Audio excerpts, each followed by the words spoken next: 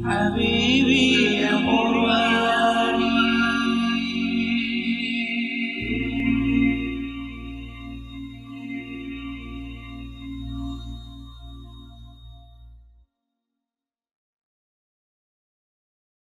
Assalamualaikum warahmatullahi wabarakatuh.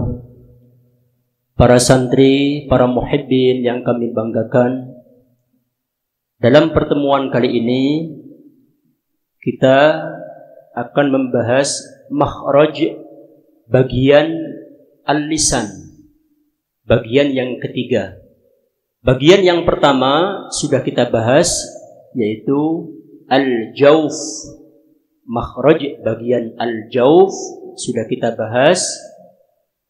Yang kedua, makhraj bagian al-halqu, tenggorokan. Ada 6 huruf di bagian tenggorokan. Tenggorokan bawah tempat keluarnya huruf hamzah dan ha. Tenggorokan tengah tempat keluarnya huruf ain dan ha. Tenggorokan paling atas tempat keluarnya huruf ghain dan kha. Ini makhraj bagian al-halqu. Sudah selesai kita bahas. Sekarang kita akan melanjutkan makhraj bagian al-lisan, bagian yang ketiga. Di bagian al-lisan ini yang pertama adalah tempat keluarnya huruf qaf. Kita perhatikan bersama-sama. Huruf qaf ini merupakan bagian lisan, makhraj bagian lisan yang pertama. Ada di mana letaknya? Ada di pangkal lidah. Jadi tolong betul-betul diperhatikan. Al-halqu, bagian tenggorokan, itu sudah ada 6 huruf di situ. Sudah kita bahas. Kemudian setelah tenggorokan, di atas tenggorokan itu di situ al-lisan, yaitu lidah.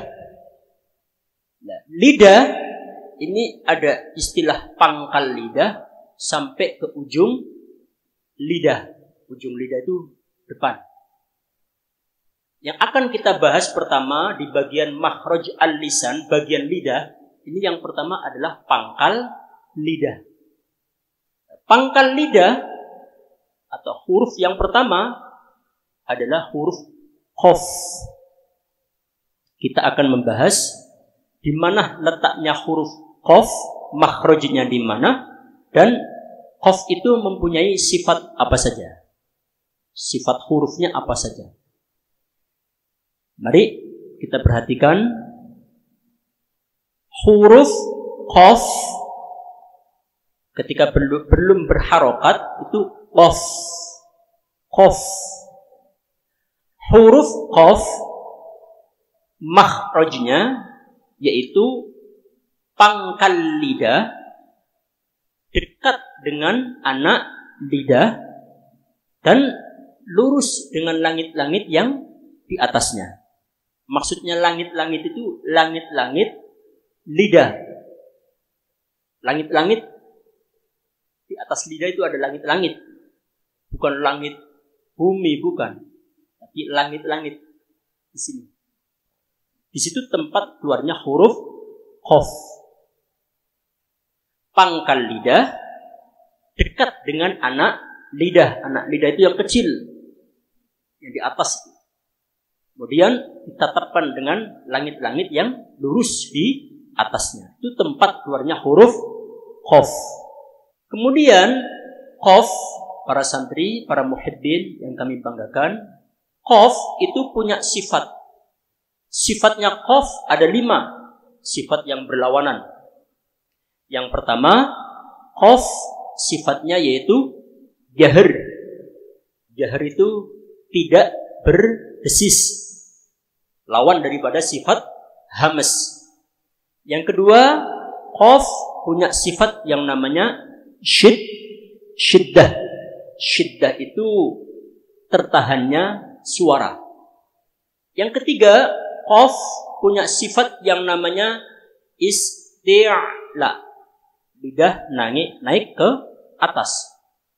Keempat, itu qaf punya sifat yang namanya infitah, membuka, renggang. Kemudian yang terakhir, qaf punya sifat yang namanya ismat. Ismat itu huruf yang sulit diucapkan, atau ketika kita mengucapkan membutuhkan persiapan agar pas dengan makhrajnya dan sifatnya. 5 sifat ini adalah 5 sifat yang ada pada huruf qaf, yang 5 sifat ini 5 sifat yang berlawanan. Adapun sifat yang tidak berlawanan yang dinamakan sifat ghairul mutadhadah itu ada 1 huruf qaf, yaitu sifat qalqalah. Itu pun qalqalah ketika huruf qaf tersebut berharokat sukun atau berharokat namun dimatikan ketika dibaca waqaf. Kita contohkan bersama-sama. Tolong diperhatikan. Qafi ku bangko. Qafi ku bangko. Qang qani qaqna minal muqni maqiqan qaniqa. Cara membacanya seperti ini. Kalau kita riyadhah, kita belajar agar lidah kita ini lentur, lidah kita ini tidak kaku. Itu cara membacanya seperti ini. Belajar setiap hari, insyaallah akan lentur, akan lemes huruf-huruf yang kita ucapkan. Kita ulangi lagi. Qafi ku bangko. Ku qang qani qaqna minal muqni maqiqan qaniqa. Kemudian para santri, mari kita contohkan kalimat-kalimat yang ada di dalam Al-Quran mengenai huruf qaf. Qaf berharokat fathah. Contohnya qaiman. Qaiman. Jadi qaf 5 tempat makhrajnya sudah pas, 5 sifatnya pas. Kita praktekkan sebagaimana kalimat yang ada di dalam Al-Quran. Qaf harokat fathah. Tadi contohnya qaiman. Kemudian qaf harokat kasroh. Wa yuqimuna. Wa yuqimuna. Wa yuqimuna. Jadi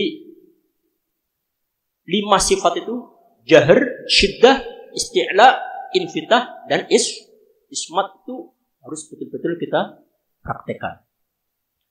Kemudian qaf berharokat dhammah. Contohnya sabiquna. Sabiquna. Sabiquna.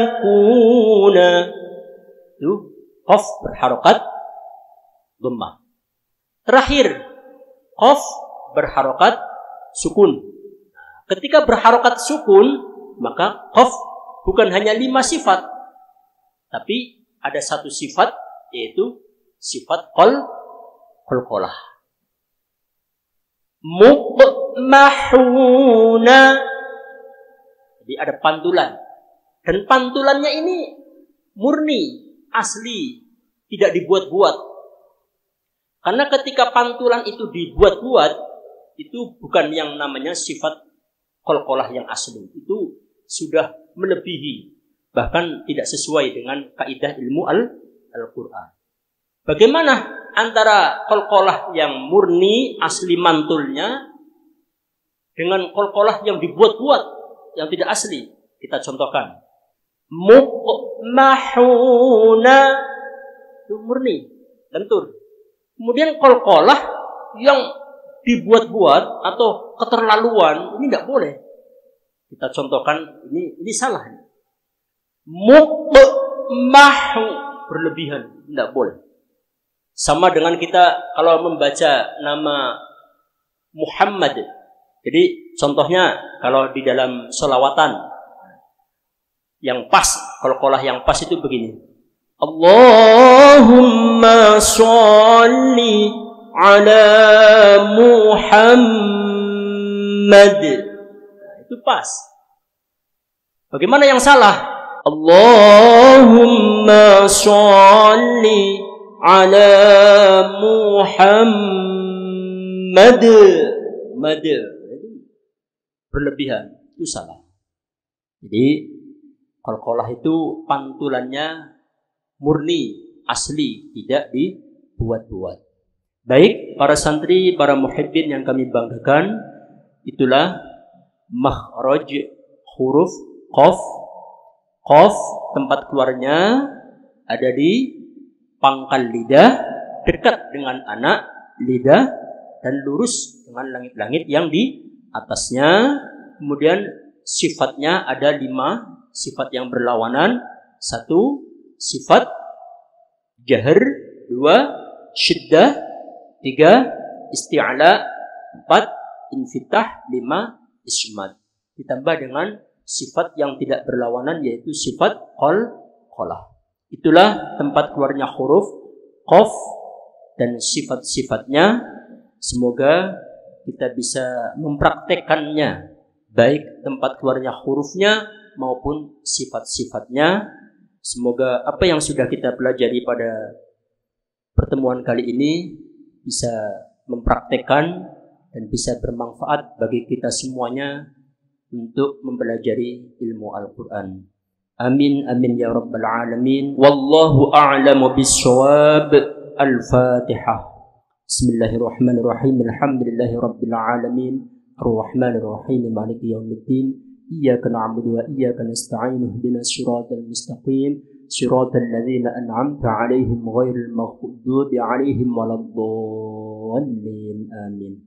Wassalamualaikum warahmatullahi wabarakatuh.